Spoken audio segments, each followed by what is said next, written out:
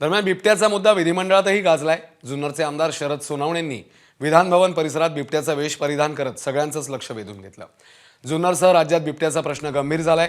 केवळ नसबंदी करून हा प्रश्न सुटणार नाही असं सोनवणे म्हणाले। बिबट्यांसाठी पिंजरे लावून काही होणार नसून रेस्क्यू सेंटर उभारून हा प्रश्न तात्काळ सुटेल असा सल्लाही सोनवणेंनी दिलाय।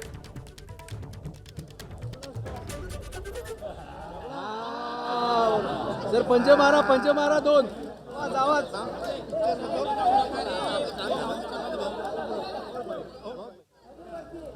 बस झाला। एकही जीव जाता कामा नये। एकाही जीवाची किंमत 25 लाख होऊ शकत नाही।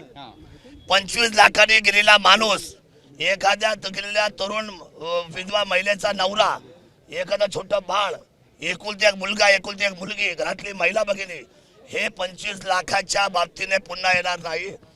तातडीने शासनाने हे अधिवेशन संपायच्या अगोदर कुठल्याही परिस्थितीमध्ये 2 रेस्क्यू सेंटर, एक जुन्नर तालुक्यामध्ये आणि एक अहिल्यानगर मध्ये बनवावं, जेणेकरून हे आता इथून पुढे बिबटे हे तुम्हाला ट्रॅप करून त्याला बेशुद्ध करून त्याची आपल्याला एक आपण काय म्हणतो त्याला ब्लू स्टार ऑपरेशन, आपल्याला अतिशय मायक्रो ऑपरेशन करावं लागेल। तर बिबट्या मानवी वस्तीत येऊ नये याकरता वनमंत्री गणेश नाईक यांनी एक अजब उपाय शोधलाय।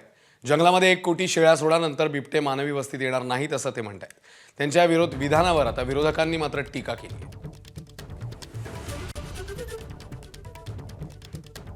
मी असं म्हटलं की चार लोकांचा मृत्यू होणार आहे लक्षात घेऊन तुम्ही 1 कोटी रुपयाच्या शेळ्या तुम्ही त्याच्यात बेल्ट बांधून ते जंगलामध्ये सोडा। म्हणजे कमीत कमी त्या ठिकाणी ते जसं गावामध्ये नंदी असतो तो देवाचा नंदी, तशा प्रकारच्या शेळ्या, ह्या शेळ्यांचा बचाव तुम्ही करा, त्यांना तुम्ही खाऊ नका। त्या जर त्या ठिकाणी जंगलामध्ये उपलब्ध झाल्या तर ते असलेले वाघ किंवा बिबटे या ठिकाणी इकडे येणार नाहीत। म्हणजे तुमच्या मुलाबाळांचं, तुमचं मानवाचं रक्षण होईल। आता मंत्र्यांनी सांगितलं काय बिबटे आम्ही आफ्रिकेला पाठवू। अरे आफ्रिकेला बिबटे पाठवण्याचा खर्चामध्ये तुम्ही इकडे उपाययोजना करा ना। ही अशी होणार नाही।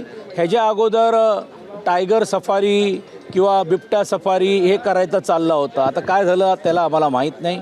पिंजरे आणतायत हजार तेही देखील पिंजऱ्यामध्ये ते बसत नाही, कारण आता बिबटे एवढे हुशार झाले, त्यांना माहिती आहे हे शासकीय पिंजरे आहेत, आम्ही याच्यात फसणार नाही आणि बसणार नाही। म्हणजे अशी थट्टा लोकांच्या जीवाशी करण्याचा प्रयत्न होतोय। तर शिंदेच्या शिवसेनेचे आमदार संजय गायकवाड यांनी एक अजब सल्ला दिलाय। बिबट्या नागरी वस्तीत येऊ नये यासाठी नैसर्गिक अधिवासाबाहेर भिंत उभारावी असा सल्ला त्यांनी दिलाय।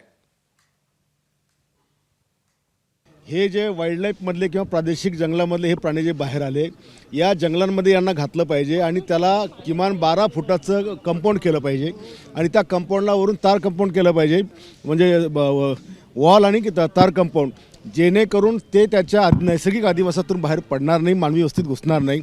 आणि त्यांना काय तुम्हाला शेळ्या सोडायच्या का नीलगाय सोडायची का हरणं सोडायची का काळवीट सोडायची, ही जंगलामध्ये सोडली पाहिजे।